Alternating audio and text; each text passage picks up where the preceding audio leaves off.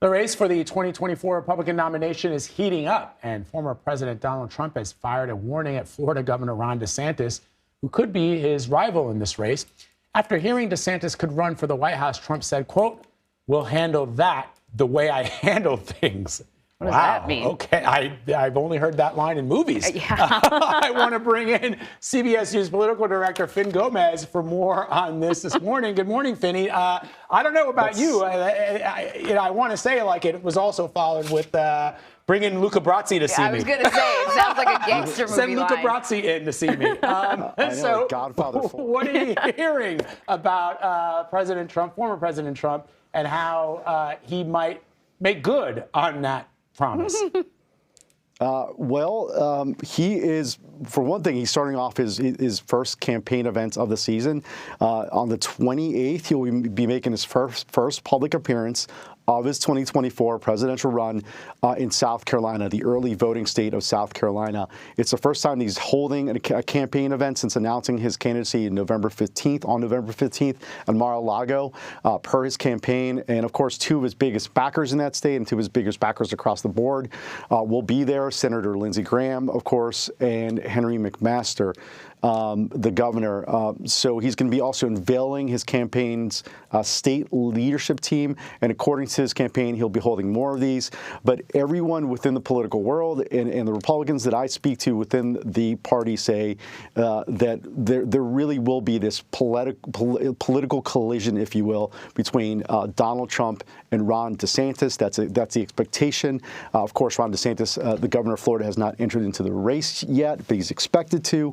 And that could happen as early in the spring, excuse me. So Michigan legislators wrote a handwritten letter asking Florida Governor Ron DeSantis to run in 2024.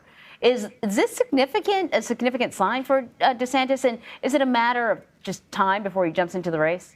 Yeah, Anne-Marie, as you know, Michigan is a key battleground state, one that Trump barely won in 2016 and lost in 2020 that confirmed President Biden's win. But CBS News has confirmed, our own Aaron Navarro has reported that a group of prominent Michigan Republicans are encouraging Ron DeSantis to jump into the 2024 presidential fray. It's essentially, by doing this in the battleground state of Michigan by these Republicans, many of whom were firmly in the Trump camp in previous cycles, I think shows that there is much more interest and an appetite across the Republican Party for other options aside from Donald Trump. And I think, again, some of these people, I think there's about 18 lawmakers in the state, signed this letter and hand-delivered it to Florida to encourage DeSantis to jump in. And I think just shows the stature of Trump diminishing a little bit, and of course, DeSantis's appeal rising for Republicans. Yeah. South Dakota Governor Kristi Noem joined Robert Costa to discuss her 2024 future. Finny, as you know, let me play a bit of what she had to say. Where are you, Governor, on your own political future? When will you make a final decision on whether you will run in 2024? Oh, Bob, I get up every single day and work to help South Dakota be successful. So I'm not convinced that I need to run for president, but I also believe that this country needs somebody to lead us that has a vision. All right, your thoughts on what you just heard there? Yeah, she is saying that she has not decided, right? Essentially, in this very this interview that Bob had with the South Dakota governor, on various topics, very long interview.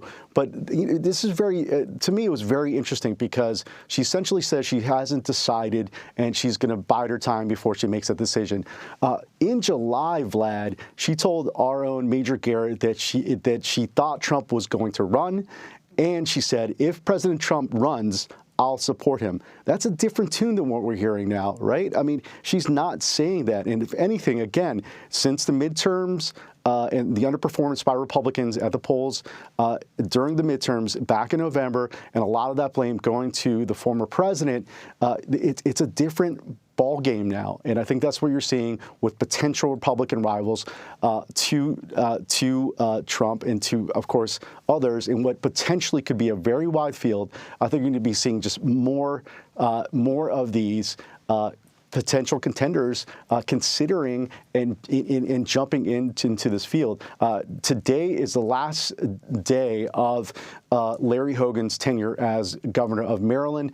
There's a lot of focus on him that he may be doing something towards in the near future on that front. So I just think that right now, Vlad, you're seeing a much larger appetite for more Republican options within the Republican Party. I know it's early, but it is very interesting to watch. Very different from previous presidential cycles from 2016 and 2020. All right. Going to be an interesting ride. Finn, thank you very much. Thanks, guys.